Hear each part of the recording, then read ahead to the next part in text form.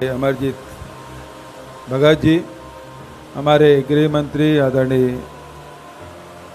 ताम्रध्वज साहू जी, आदरणीय प्रदीप चौबे जी, रविंद्र चौबे जी और सभी आयोजन समिति के सब साथीगण, मंच में उपस्थित राजश्री महंत राम सुंदर दास जी, आदरणीय प्रोफेसर सुरेश शर्मा जी, ममता चंद्राकर जी, भाई अमतेश शुक्ल जी और सभी उपस्थित देवियों, सज्जनों,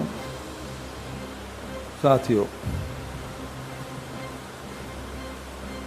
आज वसुंधरा सम्मान से आदरणीय सुधीर सक्सेना को सम्मानित किया गया। उसके विचार भी हम लोगों ने सुने।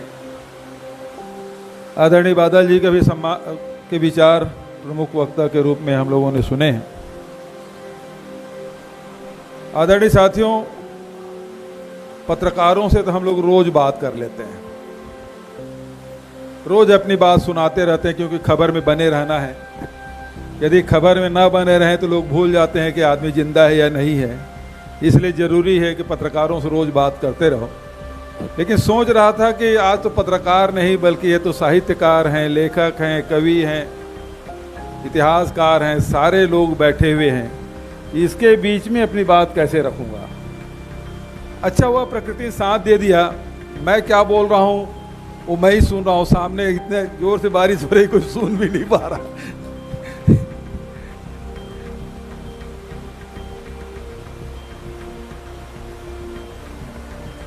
आदरणीय साथियों, जिस प्रकार से सक्सेना जी ने अपने विचार व्यक्त किए, गांधी जी को भी स्मरण किया, चौबे जी को भी स्मरण किया, छत्तीसगढ़ को स्मरण किया, छत्तीसगढ़ से जुड़े हुए अपने संस्मरण और अपनी शादी की भी बात उन्होंने कही।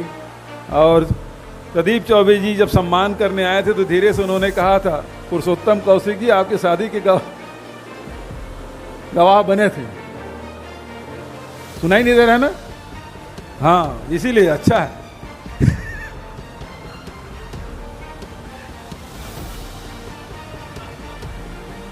तस्दीक हो गया कि मैं जो बोल रहा हूं सामने वाले सुन नहीं रहे हैं। इससे अच्छी बात क्या है?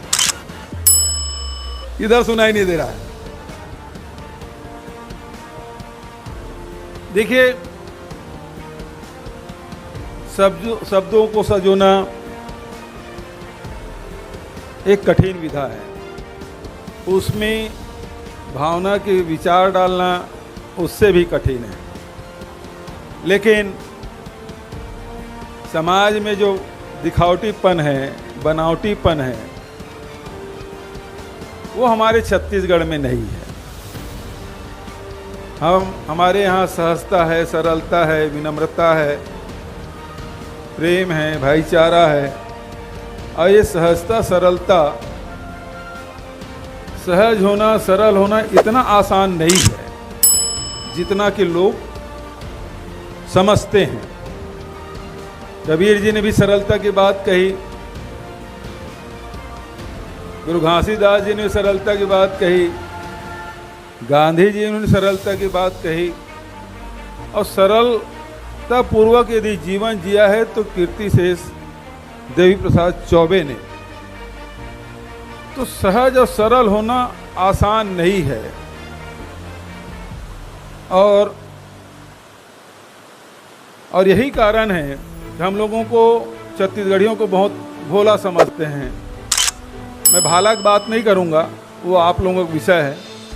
मैं तो केवल भोलेपन की बात कहूंगा। छत्तीसगढ़िया लोग बहुत भोले रहते हैं, भोले रहते हैं। अंग्रेजी में इनोसेंट बोल देते हैं।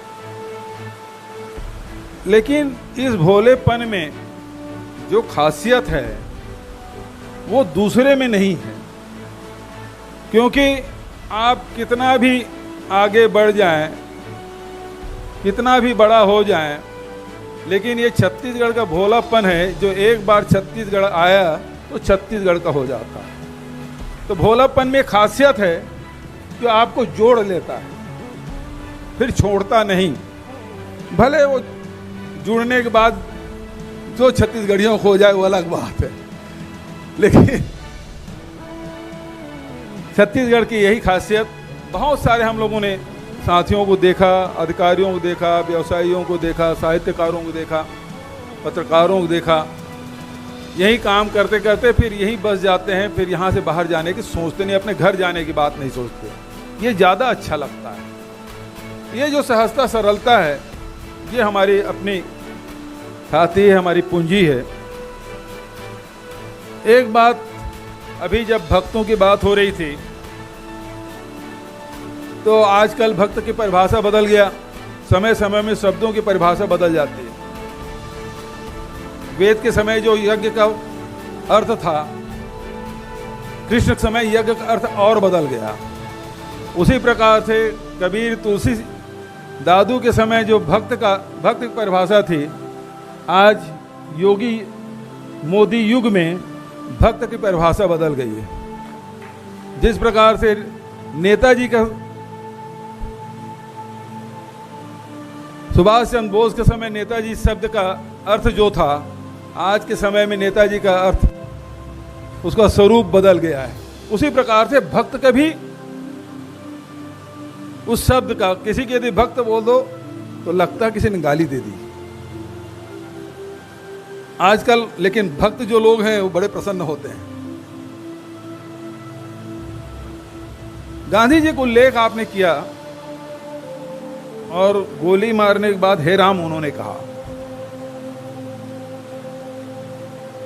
मैं सोच रहा था यदि किसी के थप्पड़ मार दें तो उसके बदले में आप क्या प्रतिक्रिया देंगे? किसी का आप जख्मी कर दें, किसी के एक्सीडेंट कर दें, किसी को मार दें, किसी को गाली दे दें, किसी की आलोचना कर दें। आलोचक भले कितना सक्षम हो,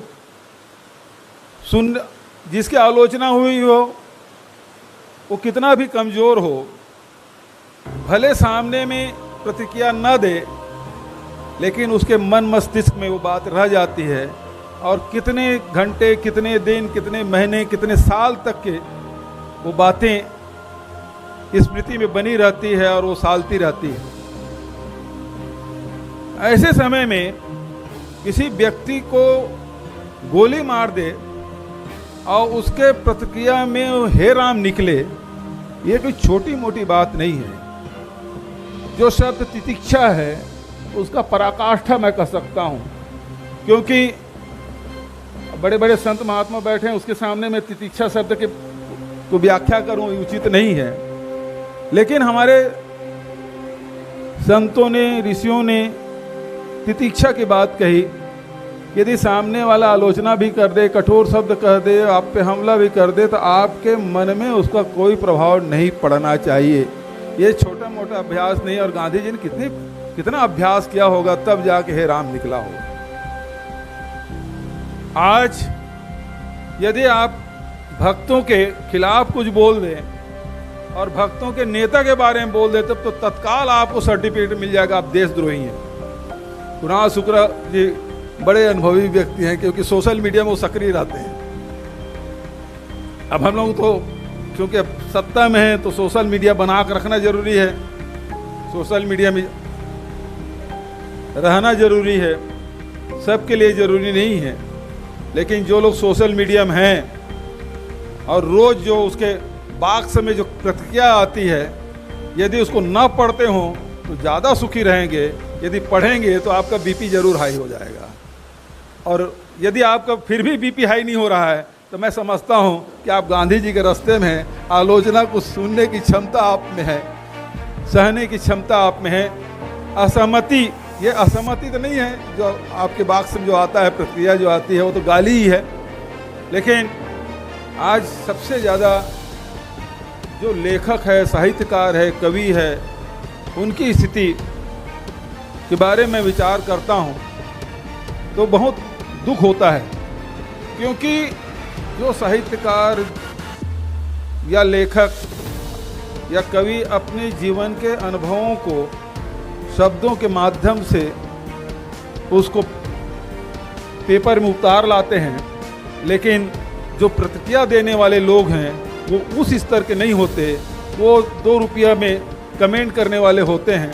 और जब ऐसी प्रतिक्रियाएं जो आती है तो निश्चित रूप से समाज का इससे भला होने वाला नहीं है।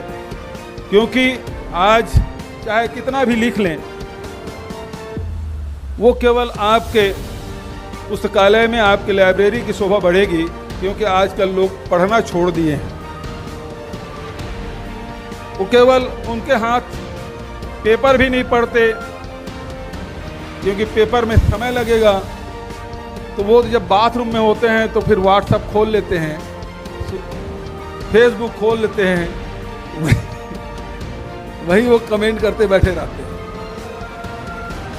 तो जो कुछ इस हाथ में मोबाइल जो है, उसमें जो कुछ भी आए उसी को सत्य मानते हैं। आप सत्य ही ईश्वर कहते हैं, उनका ईश्वर तो वही है।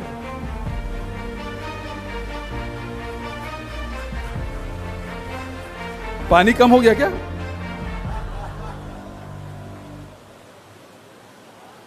तो सत्य को परखना भी कोई आसान काम नहीं है।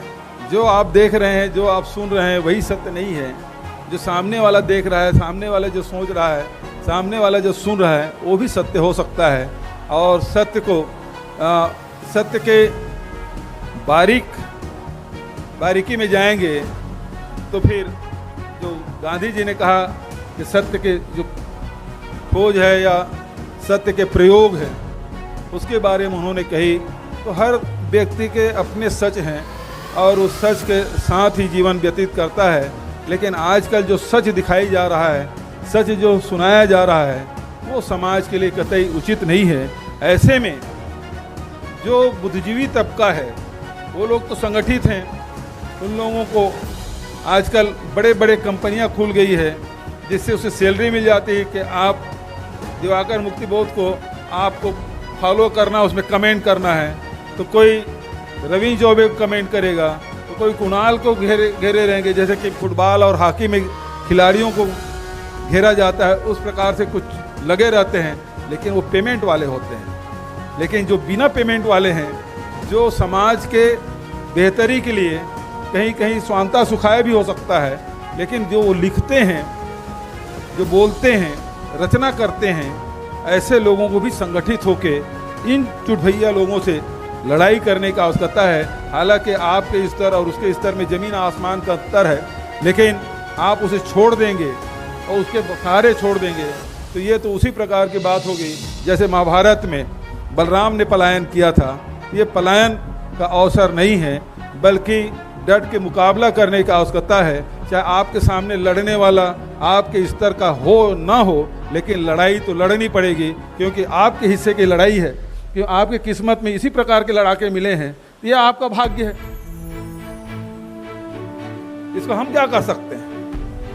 पहले बड़े बड़े लेखक थे तो बड़े बड़े विरोधी थे, लेकिन आजकल बड़े लेखक तो हैं, अच्छे साहित्यकार तो हैं, लेकिन उसकी आलोचना करने वाला भले उस साहित्य का सा ना जानता हो, लेकिन आपका विरोध कर रहा है। ये आपका भाग्य है भाई साहब कि आपको इनसे लड़ना लिखा है। इनसे लड़ाई जारी रखिए।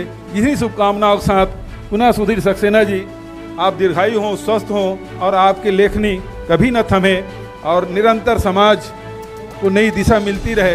इन्हीं शुभकामनाओं के साथ आदरणीय बादल जी का भी मैं धन्यवाद करता हूं। उन्होंने अपना अनुभव साझा किया और जिस प्रकार से बंटवारे की बात उन्होंने कही कि अब तो 2 भागों में बढ़ गया है। हम लोग मीडिया में देखते हैं अलग हैं, लेकिन जब उसके प्रोफाइल खोलते हैं उसमें दूसरे प्रकार के कमेंट देखते हैं तो समझ आ जाता है किस विचारधारा के हैं, ये भक्त श्रेणी के हैं कि गोदी के हैं कि किसके हैं, वो सब समझ आ जाता है। तो जब आपकी जो पहचान है अलग है, आपके कार्य अलग है, तो फिर जब आपके कार्य और विचार अलग अलग होंगे तो आपकी प्रतिष्ठा कैसी होगी समाज में, ये समझा जा सकता है। तो बादल जी ने बहुत अच्छी बातें कही। मैं आपका भी धन्यवाद करते हुए अपनी बात यही समाप्त करता हूं। आदरणीय चौबे जी को नमन करते हुए धन्यवाद। जय हिंद, जय छत्तीसगढ़। बहुत आभार माननीय मुख्यमंत्री जी आपके संबोधन के लिए। और इसके बाद मैं आमंत्रित कर रहा हूं मुमताज़ जी को कि वे आएँ और धन्यवाद ज्ञापन करें। साथियों, वसुंधरा सम्मान समिति और आदरणीय प्रदीप चौबे जी, रविंद्र चौबे जी, चौबे परिवार की ओर से मैं आज के कार्यक्रम के मुख्य अतिथि आदरणीय मुख्यमंत्री भूपेश बघेल जी का आभार व्यक्त करता हूं। कार्यक्रम के अध्यक्ष अमरजीत भगत जी का आभार गृह मंत्री ताम्रध्वज साहू जी का बहुत बहुत आभार। आज के केंद्रीय व्यक्ति हमारे YouTube चैनल को लाइक और सब्सक्राइब कीजिए। प्लीज़ बेल आइकन घंटी को दबाना ना भूले। अगर हमारा न्यूज़ आपको अच्छा लगे तो कमेंट शेयर जरूर कीजिए। धन्यवाद।